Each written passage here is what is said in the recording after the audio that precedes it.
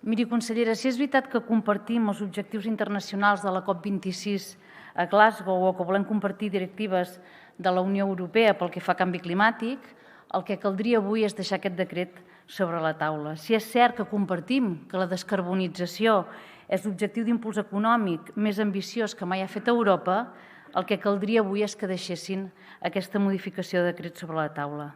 Un aerogenerador en 10 anys. És aquesta la realitat, un. 10 anys que fa que diem que hem de multiplicar per 10 les energies renovables a Catalunya. I què fa el govern? Doncs el govern canvia les regles de joc 24 mesos més tard de la presentació de l'anterior decret.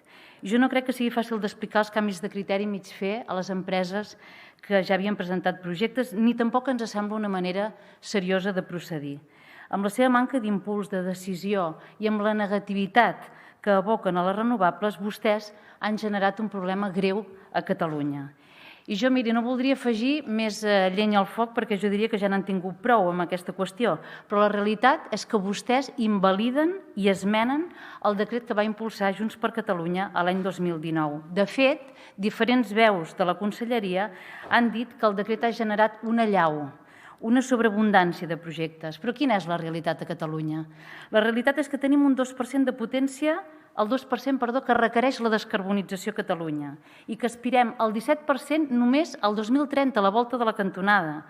La realitat és que el país funciona amb més d'un 90% d'energia fòssil. La realitat és que la factura anual de compra d'energia bruta fora és de 10.000 milions d'euros anuals, un 4,2% del PIB català. Perdoni'm, doncs, que amb aquests escenaris i amb aquestes dades jo no vegi aquesta sobreabundància de renovables per enlloc. D'altra banda, el nou govern ha indicat que el seu model, avui ho ha repetit, serà el de la microgestió de renovables de parcs de menys de 5 megawatts amb aquest nou decret. I sobre aquesta qüestió, 2 apunts. La primera, Europa, i la repeteixo, és Europa, ha indicat que el canvi exigeix un 80% d'inversió privada.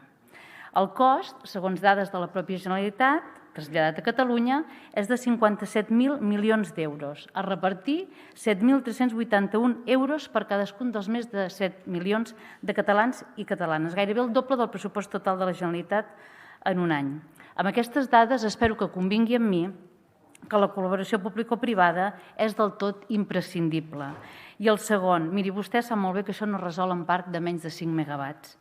Però si agafo els seus números, fixi's, en necessitaríem 2.254 a l'any 2030, un cada 2 dies, i el 2050, 12.600, 2 cada dia. Al ritme que van vostès, ja m'explicaran com ho pensen fer tot això.